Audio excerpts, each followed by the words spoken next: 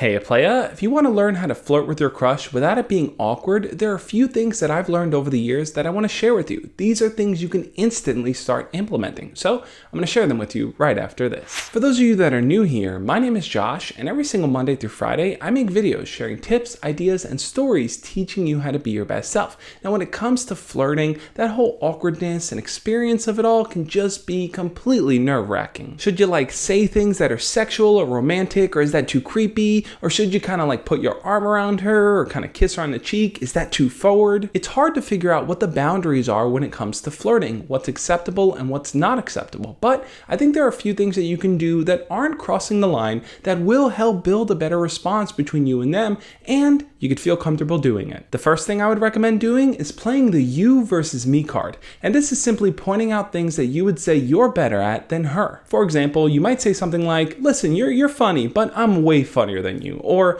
you're pretty clever, but not as clever as me. By creating a standard that both of you guys are measured by, it allows you to kind of display a level of cockiness that might be attractive to her without being an outright jerk about it. You're not telling them they suck at something, you're simply telling them that you're better than them at that thing in a very playful way. And I think when people see that other people are trying to be playful, it allows them to loosen up and relax a little bit in the conversation. When you play the you versus me card, you're not actually saying that you're better than them, you're just simply trying to get them to step up their game to keep your attention and impress you. A big part of flirting is getting the other person to pay attention to you. If you're the one that's always chasing, then they aren't going to feel like it's a back and forth. They're going to feel kind of bored by it because it's you always clamoring for them. And that kind of leads into the second tip, which is to push and pull with her. Now that's different from the you versus me card, because when you're pushing and pulling, what you're basically doing is giving attention and then pulling it away. Giving that person too much attention is going to easily make them bored of you. They're going to feel like there's no challenge in the mix, that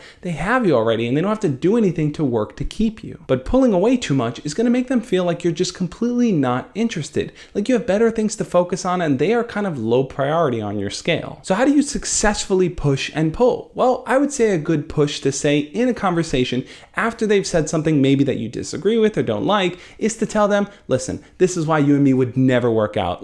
That's it, we're broken up. And a good pull response when they say something that you do like is to tell them we're perfect for each other. We are seeing eye to eye right now. I don't even know what that's about. This is true love, I have to say. Both of the examples that I gave you for the push and pull are highly exaggerated, and that's kind of the point. The whole purpose here really is to get them to wonder, do they like me or do they not like me? Are you being hot or are you being cold? Do you want to get to know them better or do you want to pull away? That whole back and forth of trying to figure things out is the flirting process. And the third thing you should do if you want to flirt with them without it being awkward is to kind of send them taboo text messages and to do taboo things when you're around other people. There's nothing more exciting than having a private conversation when you're around a group of people that don't know what's going on, meaning you and that person have a secret communication going on that only you guys know about. One way to do that is if you're in a group of people and your crush just happens to be there, send them a text message or Snapchat or Facebook simply saying, you look super cute right now, but don't let anyone know I said that. Because in that moment, they're going to read the message,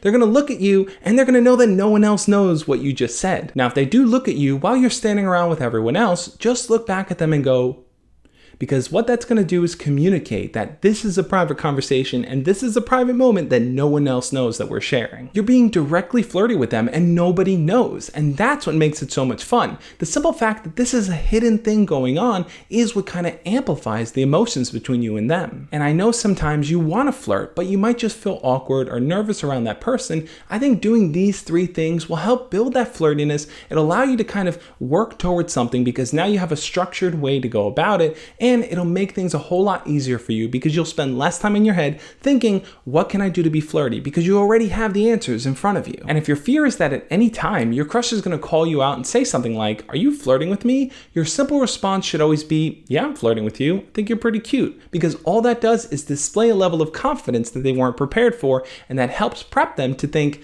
hey, maybe this is a person I want to pursue. But I'm curious to know what you guys think. Do you ever feel awkward around your crush to the point where you find it impossible to flirt with them? Leave your comments down below and we'll talk about it. On that note, guys, thank you so much for watching. If you enjoyed the video, hit the thumbs up button and make sure to check out the playlist over there on the side where I go more in depth on dating tips for beginners. I want to help get you guys prepared to get more comfortable with dating, asking people out, just kind of getting into the mix of being confident in who you are. So check out that playlist and I'll catch you guys tomorrow. As always, love and peace.